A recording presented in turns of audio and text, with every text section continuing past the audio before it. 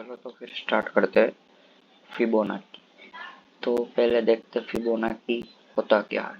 तो फिबोनाची मैं एग्जांपल देता हूँ कि मेरे को फिबोनाची कैसे मिलेगा। तो 1 1 1 यानी कि ये जो पहला वाला 1 है वो उसका सम और दूसरे वाला 1 का सम 2 होगा।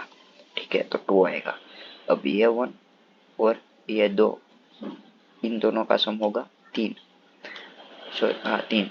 बाद में क्या होगा 2 और ये 3, इन दोनों का सम क्या होगा 5। बाद में 5 और ये उनसे अगले वाला 3, इन दोनों का सम क्या होगा 8। बाद में 8 और उससे अगले वाला, इन दोनों का सम क्या होगा 13। ठीक है, 13। तो इस तरीके से फिबोनाची हमारी अप टू एन तक चलेगी। अप टू एन तक हमारी फिबोनाची चलेगी। तो ये फिबोनाची पूरा इसका रूल है कि जो आंसर है उससे अगले वाले का सम यानी कि दूसरा आंसर आएगा। ठीक है, चलिए तो इसको हम प्रिंट करते हैं आगे।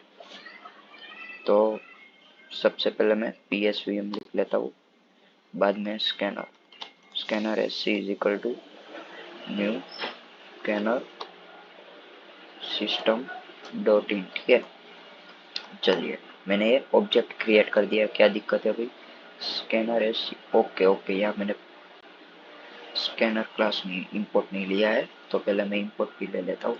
Import Java dot यूटिल dot scanner. ठीक है, चलो ये भी मैंने ले लिया। अब ठीक है, चलो एरर चली गई। अब मैं इनपुट ले लेता हूँ, enter the value of N. ठीक है, integer N is equal to SC dot next integer. चलो हो गया काम। अब मैं फंक्शन क्रिएट कर लेता हूँ फिबो नाम का, जिसमें मैं एन की वैल्यू पास करता हूँ। चलो भाई एन की वैल्यू पास की। अब मैं उसको क्रिएट कर देता हूँ पूरा फंक्शन स्टैटिक। इसको इंटीजर टाइप का रखूंगा, यानी कि मैं रिटर्न कुछ वैल्यू करूंगा, इंटीजर का मतलब। और वर्ड होता तो मैं कोई वैल्यू रिटर्न नहीं करूंगा। ठीक है, इंट फिबो, यहाँ पे मैं एन की वैल्यू पास करवा दी मैंने। अब क्या करूंगा, फिबोनाची तो ठीक है, पर रिकर्जन में हमको क्या चाहिए, बेस केस चाहिए। ठीक है, उसके बारे में हम बाद में बात करते हैं, पहला कोड जनरेट कर लेते हैं। मेरे को रिटर्न क्या करना है, फिबो में मैंने बोला था कि कोई भी वैल्यू है उसकी अगली वाली वैल्यू उससे अगली वैल्यू मुझे चलो 2 का चाहिए। मेरा आंसर अभी तक 2 है, तो मेरे को क्या करना पड़ेगा, मेथड की आंसर से अगली वाली वैल्यू यानी कि 1 और उससे भी अगली वाली यानी कि ये वाली 1, इन दोनों का सम चाहिए। तो कैसे मिलेगा, फिबो n-1 का और बाद में सम होगा फिबो n-2 का सम। ठीक है, यही तो है मेरे को। चलो ये चाहिए, तो क्या होगा n-1 का सम यानी कि ये, और बाद में n-2 यानी कि ये, इन दोनों का सम यानी कि मेरे को मिलेगा 3। ठीक है, ऐसे रिकर्जन के थ्रू ऑटोमेटिक ये पूरा काम होगा। कब तक होगा, जब तक हमारा बेस केस ट्रू फॉल्स नहीं करता तब तक। ठीक है, ट्रू फॉल्स क्या, ट्रू फिल नहीं करता तब तक। चलो तो मैं बेस केस में डालता हूँ n double is equal to 1 या फिर n double is equal to 2 होगा। तो रिटर्न क्या करेगा, रिटर्न मेरा करेगा 1, क्यों 1 करेगा, क्योंकि n की वैल्यू पहले 1 है और बाद में हुई 1 से लेके इंडेक्स होगी मेरी 2। ठीक है, तो उससे कोई फर्क नहीं पड़ता, आप समझ रहे हो ना। 1 ही रहा, यहाँ भी दूसरे इंडेक्सिस पे भी मेरा 1 ही रहा, फिर भी देखिए रिटर्न तो 1 ही हुआ। n बराबर मेरा 1 हो या 2 हो, इससे आगे भी होता है 0 होता है।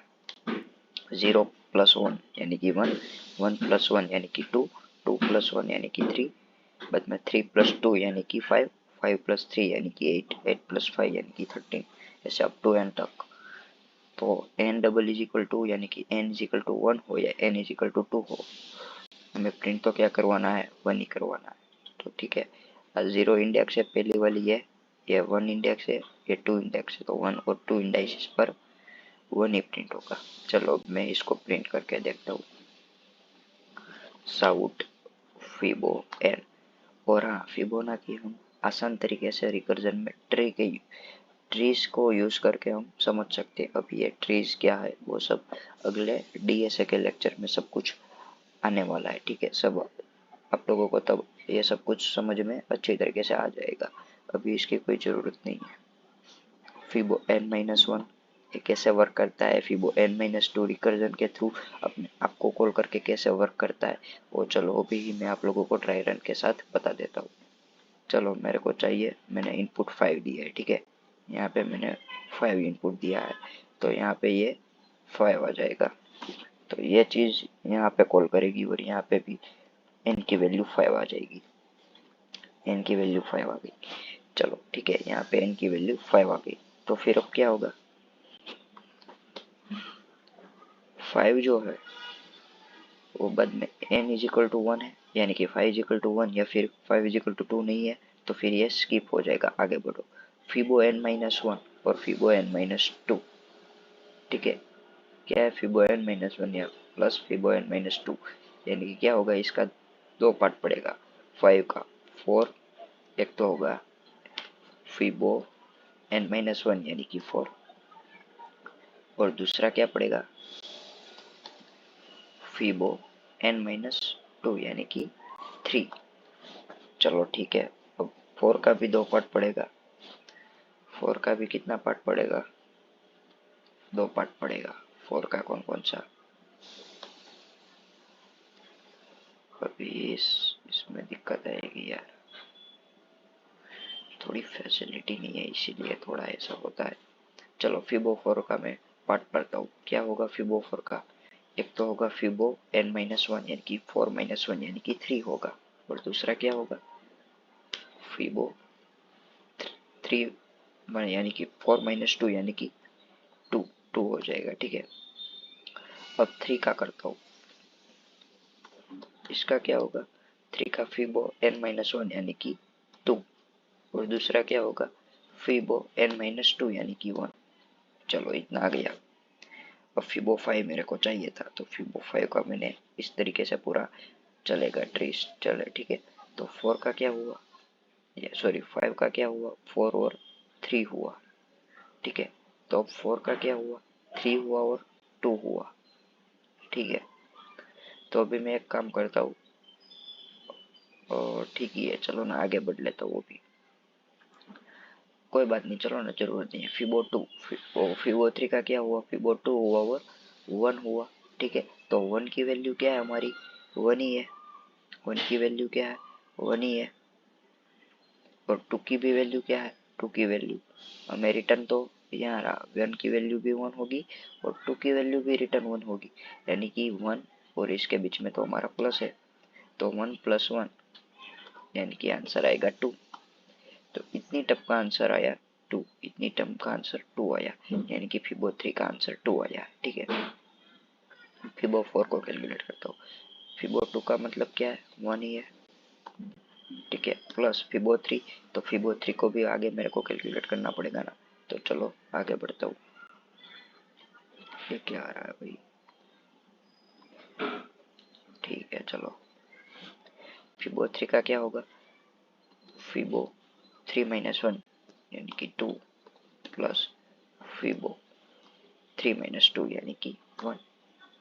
तो ठीक है, चलो इधर भी 2 यानी कि 1 होगा, प्लस 1 यानी कि 1 रिटर्न करेगा, यानी कि इसका आंसर आ गया 2। फिबो 3 का आंसर आ गया 2, और फिबो 2 का आंसर तो मेरे को मालूम ही था, 1 था, तो यहाँ पे आ जाएगा 2 + 1 यानी कि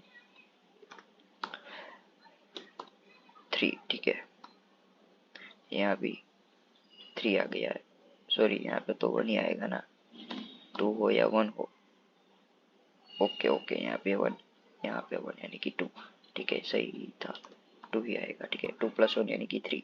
तो भी फिबो 4 का मेरे को मालूम हो गया है, क्या आएगा फिबो 4 का, इसका आएगा आंसर 3 आएगा, प्लस फिबो 3 का क्या आएगा, फिबो 3 का आएगा, इसका मेरा आया है 2, ठीक है। तो इसका मेरा आएगा 2, तो आंसर क्या आना चाहिए, आंसर मेरा आना चाहिए 5। ठीक है, मैंने 5 डाला है तो उसका सम 5 आना चाहिए। चलिए देखते हैं, कोड रन करते हैं, पता चल जाएगा अभी आंसर आता है कि नहीं आता। 5, ओके 5 आंसर आ रहा है। बाद में मैं क्या डालता हूँ, चलो 10 डालता हूँ। 10 डालूंगा तो 55 आंसर आना चाहिए। ओके 55 आंसर आ रहा है, देखिए। ठीक है, तो ये पूरा कोड रन हो रहा है, ठीक है ना। ओके, तो यहाँ पर हमारा पूरा कोड खत्म होता है। यहाँ कोई भी कंफ्यूजन हो तो आप मुझे कमेंट बॉक्स में कमेंट करके बता सकते हो, ठीक है। Okay, thank you.